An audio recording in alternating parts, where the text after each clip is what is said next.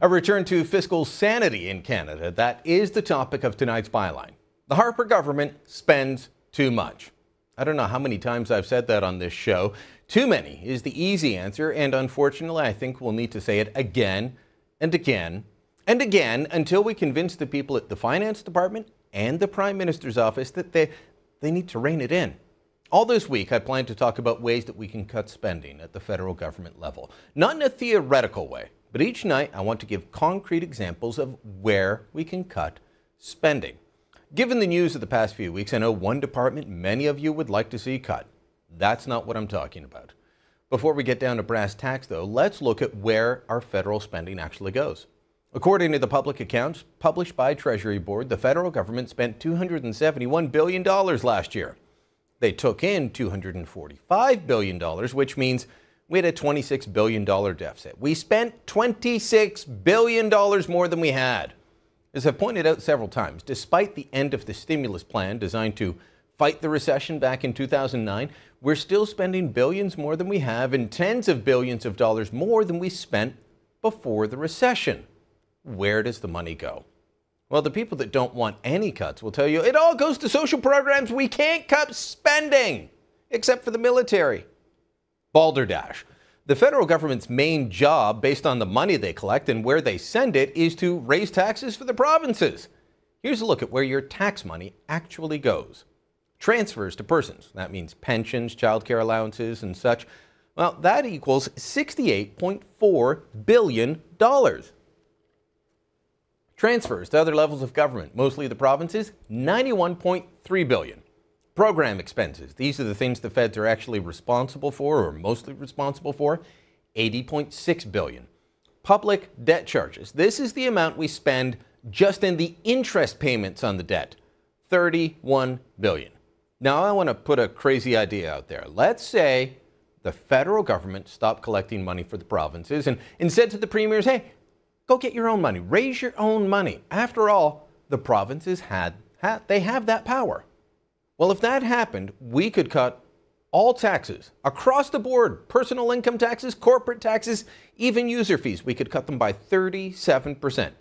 Just cut everything the feds collect by 37%. Think for a minute.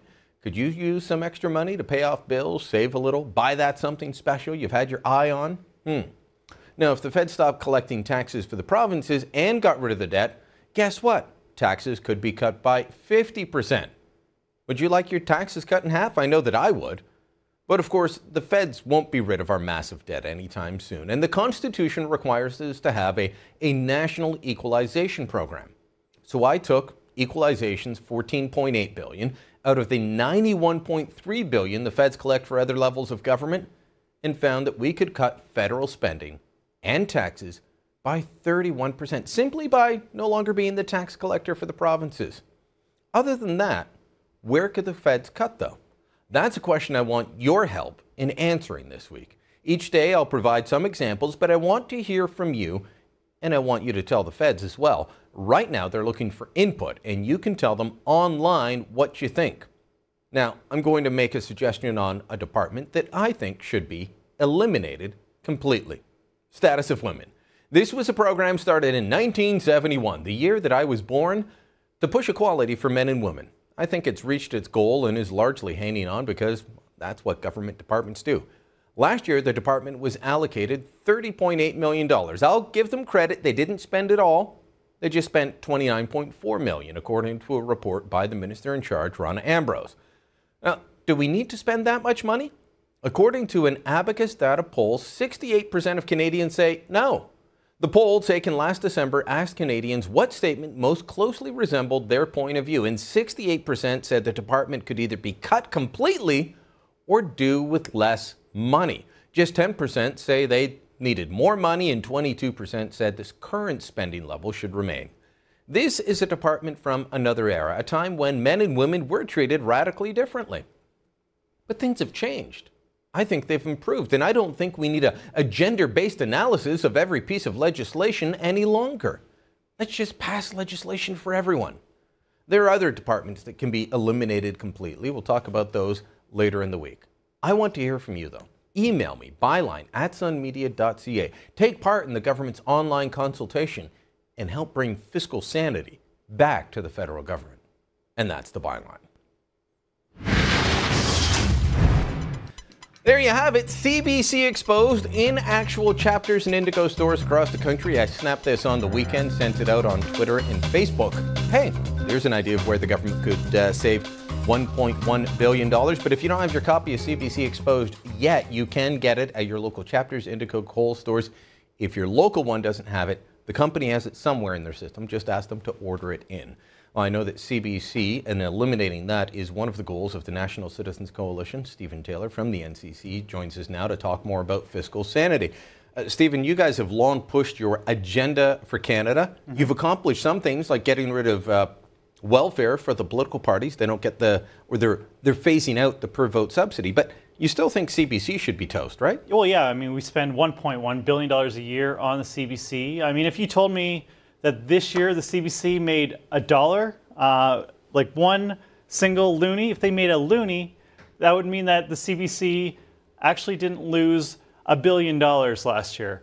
But no, that is a net loss, $1.1 billion a year. And I mean, in this age of the internet, in 2010, for example, more Canadian content was uploaded to YouTube than to the CBC and to CTV since the 1950s. So there's Canadian content being created online, mostly without the help of the government. Like the vast majority, 99.9% of that content that goes onto YouTube from Canadians is user-generated content, Canadian-generated content, not $1 of government spending. And there's been more of it that's been put on in just from between now and 2010 than has been put on the CBC and CTV since the 1950s. All right. Now, Prime Minister Stephen Harper was at CBC's Montreal studios today. He was on the set of Dragon's Den, or the French Dragon's Den.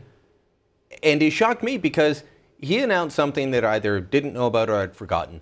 The federal government's putting $400 million tax dollars into venture capital funds. These are supposed to be the people that put their own private money on the line to fund startup companies. You know, it shocks me that Stephen Harper's doing this. It shouldn't anymore, I know, but should we be in the corporate welfare business? Well, you know, I think if you asked a dragon, maybe Kevin O'Leary, he would say, no, we should not be investing in venture capital funds. The government of Canada, I mean, if these are investments that will just take off and make Canadians money and employ many Canadians would invest in them already. We talk about the take-home pay. You talked about this in the byline. We talk about the take-home pay of Canadians and the taxation and the burden that Canadians carry through taxation. Well, if we had more of that back, you know, the critics would say, oh, just buy another big screen TV. Well, how about Canadians would be investing in those funds themselves and creating jobs? They might be socking away a little bit of money, and then that money would be used by banks and investment firms, right? But that's what the markets do, right? Like, Canadians should be able to invest in these funds. And I think it's somewhat ironic that a country like China comes up and snaps up successful Canadian companies, while the Canadian government invests, you know, in Canadian companies that need government investment. Okay, let me ask you about this. The long-standing corporate welfare programs that drive me nuts are the regional economic development offices. We've got one for Southern Ontario. It used to be the economic engine of the country. We've got them for every part of the country. Well, yeah, in theory, these regional economic development agencies are supposed to, if Ottawa's in the center, they're supposed to pull funding in each direction to get more funding for their region to have that more development, because apparently that region is more impoverished or less able to create jobs than another. But Saskatchewan, Saskatchewan has 4% unemployment, and they're still spending a ton of money out there. Yeah, and if you've got these regional development agencies in each part of the country all pulling, you're just having them pull you know, in opposite directions, and there's no purpose. Yes, like you said, Saskatchewan 4% unemployment. Alberta's doing just fine. Why are we spending money to create jobs? They're very highly subsidized, inefficient, unsustainable jobs that we're creating. All right, well, good wise words from Stephen Taylor. Let's see what the viewers think. You can email me your thoughts on where the feds can cut. Byline@sunmedia.ca. Stick around.